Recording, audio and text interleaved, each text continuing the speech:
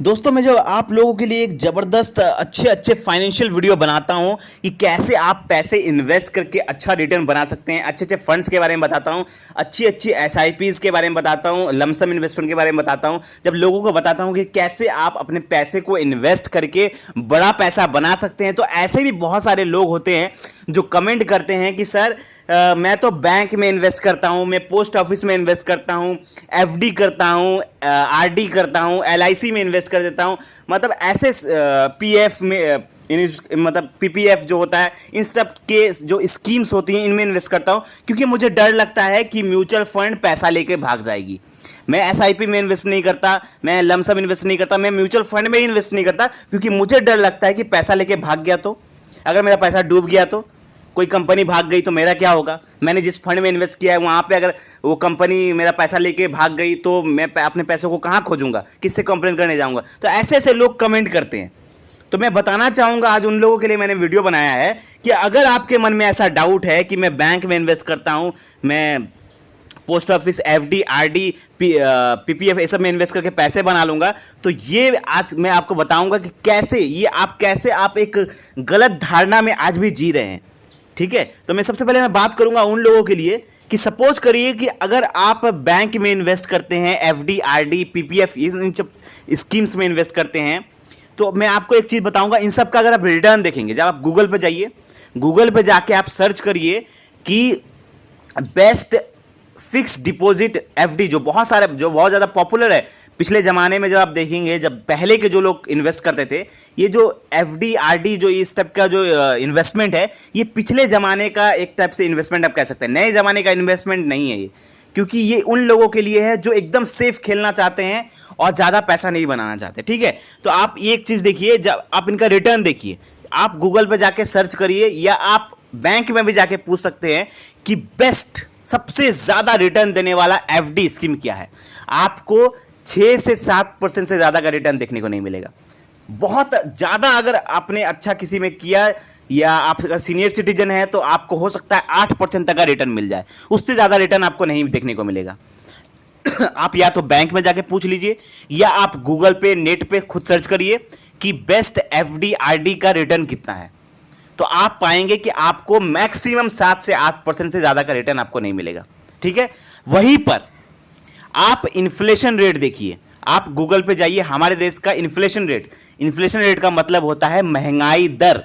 मतलब हर साल हमारे देश में सामान की चीजों कितनी महंगी हो रही है। मतलब पहले 1 लाख रुपए में कितना सामान आता था, अब 1 लाख रुपए में कितना सामान आता है, आने वाले 5 साल में 1 लाख रुपए में कितना सामान आएगा, आने वाले 10 साल में 1 लाख रुपए की वैल्यू क्या रह जाएगी। तो इसे कहते हैं महंगाई दर। मतलब हर साल जो महंगाई बढ़ रही है, तो उसका अगर आप रेट देखेंगे तो उसका रेट भी 8% से आसपास है। हमारे देश का महंगाई दर भी अगर आप देखेंगे तो अच्छा खासा है। तो जितना आपका इन्फ्लेशन रेट हो रहा है, उस हिसाब से तो आपका आरडी और एफडी इन्वेस्टमेंट रिटर्न दे रहा है। तो फिर आपका पैसे का क्या यहाँ पे वैल्यू बढ़ रहा है कि घट रहा है। अगर आप 1 लाख रुपए लगा के छोड़ देते हैं एफडी, आरडी में, तो आपको रिटर्न देगा 6-7% का। आपका महंगाई दर भी उसी रेट से बढ़ रहा है, तो आपका पैसा बढ़ा कहाँ, उल्टा तो घट गया ना। तो अगर आप एफडी, आरडी में इन्वेस्ट करते हैं तो आपका यहाँ पे रिटर्न के हिसाब से तो आप इन्वेस्ट ही मत करिए, क्योंकि वहां पे आपका वैल्यू बढ़ नहीं रहा है, घट रहा है, क्योंकि महंगाई दर उसका उल्टा उसको खा रही है। कहते हैं ना, महंगाई जो है वो, अगर आप अपने पैसे को एक जगह तिजोरी में बंद करके रख देंगे 1 लाख रुपए, अगर आप अपने घर के तिजोरी में 1 लाख रुपए बंद करके रख देंगे, तो आने वाले 20 साल में उस 1 लाख की वैल्यू अगर आप देखेंगे तो सिर्फ उसकी वैल्यू 30-40 हजार रुपये रह जाएगी, क्योंकि आने वाले टाइम पर उस 1 लाख रुपए में आपको 30-40 हजार रुपये का आसपास का ही सामान मिलेगा, क्योंकि महंगाई उस टाइम में बहुत ज्यादा बढ़ चुकी होगी।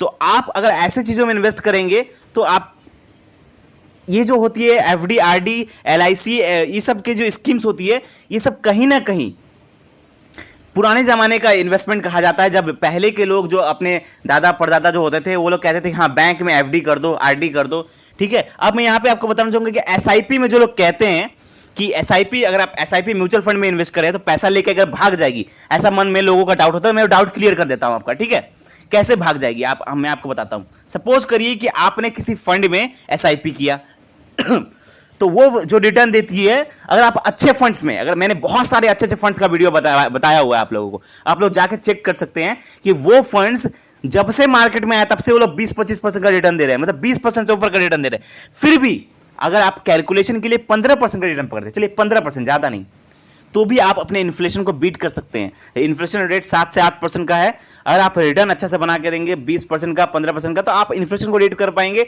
और आप अच्छा पैसा बना पाएंगे। आप अपने पैसे को काम पे लगा पाएंगे, पैसा आपका वेस्ट नहीं होगा, ठीक है।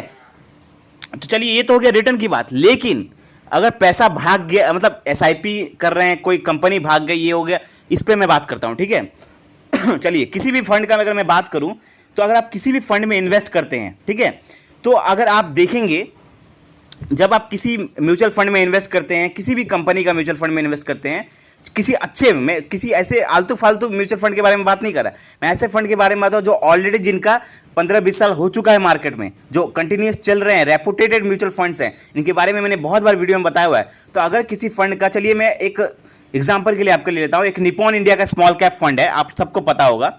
निपॉन इंडिया का जो स्मॉल कैप फंड है, उस फंड का अगर आप रिटर्न देखेंगे तो बहुत तगड़ा रिटर्न दिया, 26% के आसपास का रिटर्न दिया इसने। चलिए रिटर्न छोड़ी, दूर का बात है, लेकिन अगर भाग गया तो इसके बारे में बात करता हूं। सपोज करिए निपॉन इंडिया का स्मॉल कैप फंड है, इसका अगर मार्केट कैप देखा जाए, मतलब इसके फंड साइज देखा जाए, तो तकरीबन 40,000 करोड़, मतलब ये कितना, 40,000 करोड़ से ऊपर का फंड साइज है, 40,000 करोड़ से ऊपर का फंड साइज है।